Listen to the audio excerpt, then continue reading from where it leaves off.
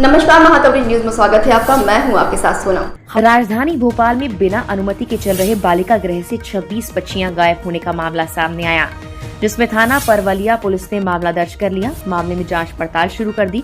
दरअसल भोपाल से 20 किलोमीटर थाना परवलिया इलाके के चांदूखेड़ी गांव के पर आंचल बालिका छात्रावास संचालित हो रहा था, जिसमें अनाथ बच्चों को सुधार के लिए रखा जाया करता था। इस बालिका गृह में 68 बच्चियों के रहने की एंट्री मिली, मगर वर्तमान में महज 41 बच्चियां मौजूद थी, जिसमें 26 बच्चियां गायब थी।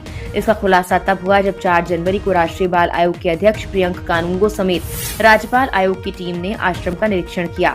मामले को लेकर पता लगा कि जिन बच्चियों को आश्रम में रखा गया है, उनमें ज्यादातर हिंदू धर्म की थी। उन्हें ईसाई धर्म में शामिल होने के लिए तैयार किया जा रहा था।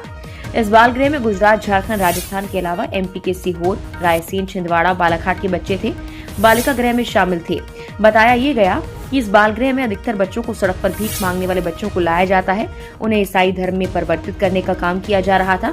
मामले को लेकर एमपी के मुख्य सचिव वीरा राणा को टीम ने पत्र लिखा, परवलिया थाने में शिकायत दी। इधर पुलिस एसडीओपी मंजू तिवारी ने अंचल बाल गृह संस्थान का निरीक्षण किया, मगर वहां पर कोई व्यक्ति नहीं मिला। संस्थान में ताला लगा था और सब लोग कहीं निकल गए। तिवारी ने कहा कि मामले में शिकायत आई है और शिकायत पर एफआईआर कर ली गई, साथ ही जांच की जा रही है। इधर थाना परवलिया के कार्यवाहक इंचार्ज बीएस सिंह ने कहा, बच्चों को 3 अलग-अलग जगह भेज दिया गया, मगर वहां के संचालक फरार हो गए। अब जांच की जा रही है।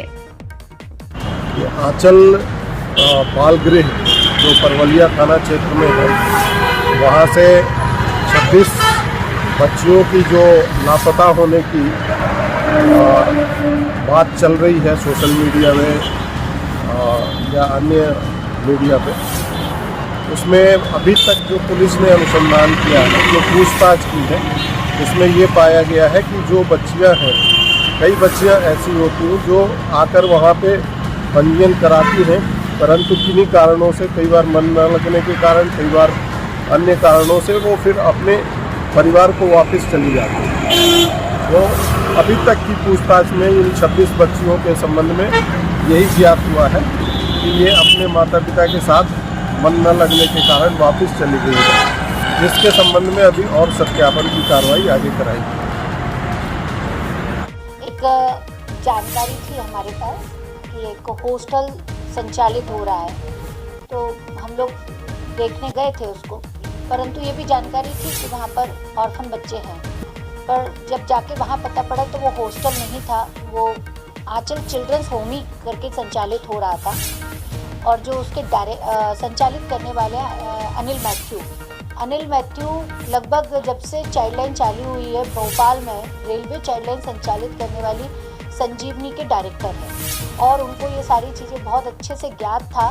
तब भी उन्होंने ऐसे बच्चों को जो उनके रेलवे चाइल्डलाइन के वर्कर के रूप में आउटरीच प्रोग्राम के तहत बच्चे चिन्हित किए गए, जिनको कि 24 घंटे के अंदर बाल कल्याण समिति के समक्ष प्रस्तुत करना होता है, वो सारे के सारे बच्चों को बाल कल्याण समिति के समक्ष प्रस्तुत न करके उनको होम्स में रखा गया। साथ ही वहाँ पर जो अन्य राज्यों के और जिलों के बच्चे मिले, ये भी एक चिंता का विषय है कि वो बच्चे यहाँ कैसे, उसकी जानकारी कैसे मिली उनको यहाँ तक अप्रोच, क्योंकि संस्था तो 3 साल पहले खुली हुई है।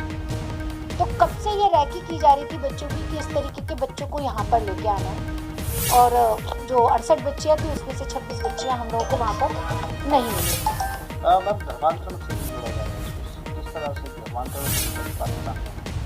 धर्मांतरण को लेके बच्चों से जब बातें की गई कि उनके पूजा पद्धति की क्या दिनचर्या है, तो उसमें केवल और केवल यीशु की ही प्रार्थना थी।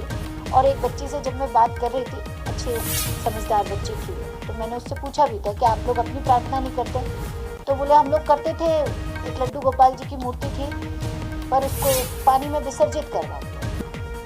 और बच्चों को उनके धर्म के प्रति उदासीन बना देना, उनको परिवार के प्रति उदासीन बना देना, और केवल यही सोच लेना कि फादर अनिल मैथ्यू जो कुछ कर रहे हैं वही सही है, तो गलत ही है।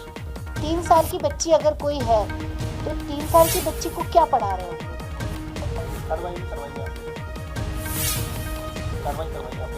एफआईआर तो करवाई है हम लोगों ने, और बच्चे भी रेस्क्यू किए गए हैं, वहाँ से संस्थाओं में बच्चे रखे गए हैं अभी। और जब माता पिता आएंगे तो बच्चे अगर सही दस्तावेज होंगे माता पिता के, तो बिल्कुल उनके सुपुर्द बच्चे किए जाएंगे, और जो ऑर्फन हैं उनको तो नहीं दिया जाएगा।